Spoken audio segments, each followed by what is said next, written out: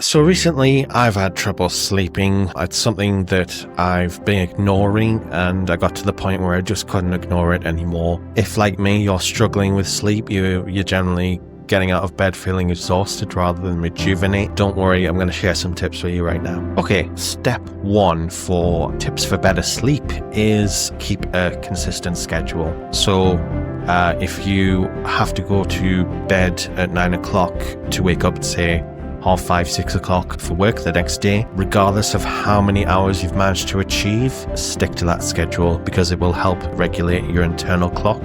If you can keep that sort of consistent routine, even on weekends, it will really help to get your body adjusted to a regular sleeping pattern. So I do understand that it can be difficult if you don't have a 9 to 5. Again, it's just trying to aim for a consistent schedule when you're in those particular shifts and trying to sort of mirror that outside of work as well, if you happen to work, that is. Other than that, it's just trying to be consistent as possible. Okay, here's another one, because we're all about phones and social media and TikTok and all the rest of it these days, is to limit your screen time before you go to bed. This one's really hard for me and probably many others, but I've tried it and it does work. Stay off screens about an hour before you go to bed is the key. So things like maybe just sort of listening to music or an audiobook, or other things like generally journaling, if that's something you like to do, write or talk to your loved ones, and doing that whilst limiting your screen time,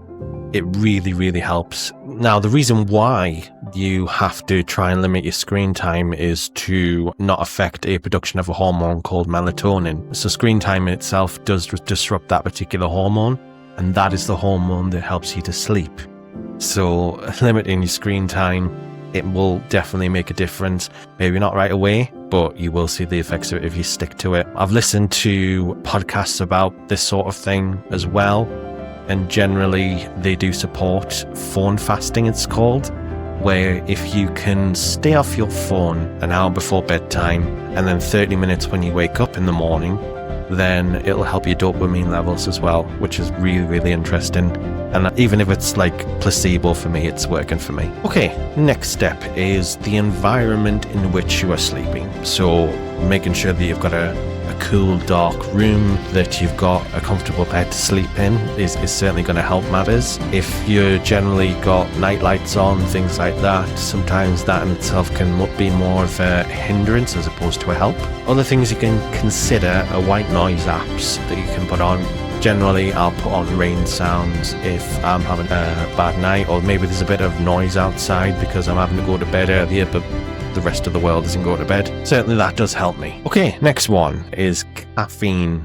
Now, caffeine will stay in your system for about 8 hours. So if you're having a late night cup of coffee, that's certainly going to impact your sleep. You might feel that you're dependent on it, but if you can cut it out, particularly towards the bedtime routine, it's probably best. So if you're going to bed at 10 o'clock and you have even a coffee after 2 o'clock, then just be aware that there will be caffeine still in your system at that particular point. I myself am fortunate enough in the sense that I've managed to give up caffeine and I've switched to a vitamin drink. That way I'm still going through the ritual of boiling the kettle and making a hot beverage, but it's not caffeine that's being used at the same time.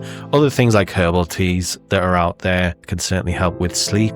There's certainly some flavors that are particularly designed to help you sleep, so that is another option as well. This one I've alluded to before is generally getting sort of a wind down routine going. So things like reading, journaling, getting into your PJs, this is all part of like a wind down routine.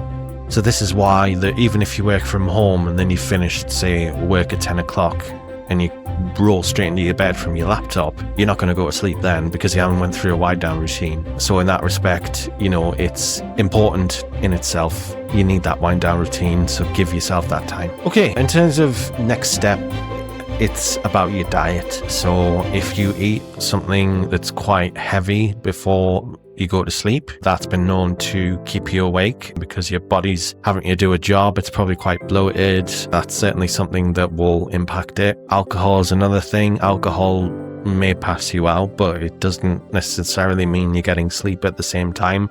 you're not reaching your REM sleep point. So generally, food before bed, keep it light. If you're going to have something, probably bananas, fruit, maybe a little bit of toast, nothing major. Certainly after you've had a big meal, make sure that meal is sort of scheduled a few hours before you go to bed, as opposed to it being the last thing you do as part of a wind down routine. Next one is a bit of a strange one. Basically, getting sunlight in the mornings is sort of the best natural way to help to simulate the next sleeping pattern, because you'll certainly get sort of natural energy from the sunlight in some form or another. So getting that in the mornings rather than keeping your curtains closed, it's all part of it. So even if you've had a really bad night's sleep and you have to get up anyway, you have to go to work, the tendency would be to stay in the bed as much as possible and then keep the room dark, but open up the drapes, get the light in, and get yourself that sort of energy. So generally, one thing I have heard as well is that if you take a rule of 3 hours before bedtime, no food, no liquids 2 hours before bedtime, and no screen time 1 hour before bedtime,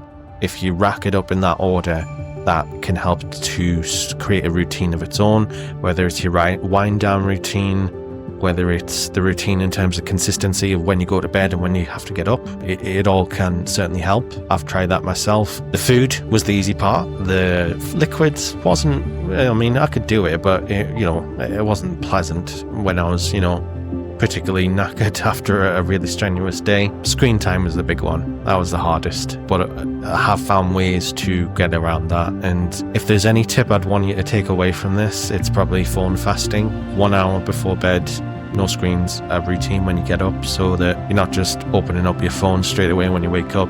It all helps. So I myself have employed at least some of these tips. I've tried all of them. I would say that they have their own value in their own right, but it's important that you try all of these to find out which ones work for you. I hope you found this video helpful. It certainly helped me, so this is why I'm sharing it with you. I do plan to release other videos in terms of morning routines and productivity. I'm reading productivity books at the moment, so getting a lot of inspiration. So if that's the sort of thing you like, feel free to